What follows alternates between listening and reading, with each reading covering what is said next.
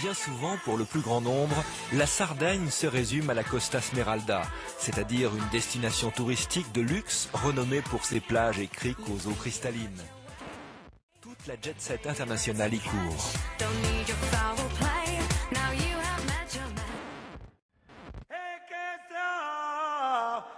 Mais loin de ces clichés, la Sardaigne, c'est avant tout les Sardes. Les corps de 20 bergers décédés en Sardaigne dans la zone de Quirra dans les dernières 15 ans seront exhumés. 29 mars 2011. C'est le dernier rebondissement dans l'enquête du parquet de la Nouzei sur le soi-disant syndrome de Quirra. Des bergers morts de cancer et qui faisaient pâturer leurs troupeaux sur les terrains du polygone de tir de Perda de Sfogo, Quirra. Le procureur de la République, Domenico Fiordalisi, a chargé le physicien nucléaire Evandro Lodi Rizzini d'examiner les dépouilles exhumées.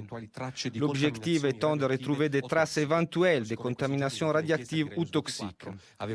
Selon le parquet de la Nouzei, depuis les années 70 à aujourd'hui, dans les terrains du polygone, ont été effectuées plusieurs opérations de destruction de munitions en tout genre, probablement aussi à l'uranium appauvri. Certains camions ont été faits exploser avec leur chargement sans même être vidés.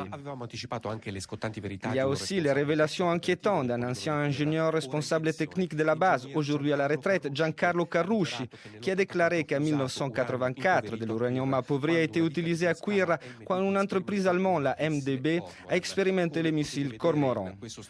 Comme montré dans une extraordinaire vidéo rendue publique, le missile a été lancé devant les côtes du polygone sur l'épave d'un vieux remorqueur. Le missile a explosé et est resté encastré dans l'épave. Et chose grave, tout de suite après, l'épave, encore couverte de poussière radioactive, a été ramenée dans le port de Cagliari, où on trouve nombre d'activités commerciales et touristiques.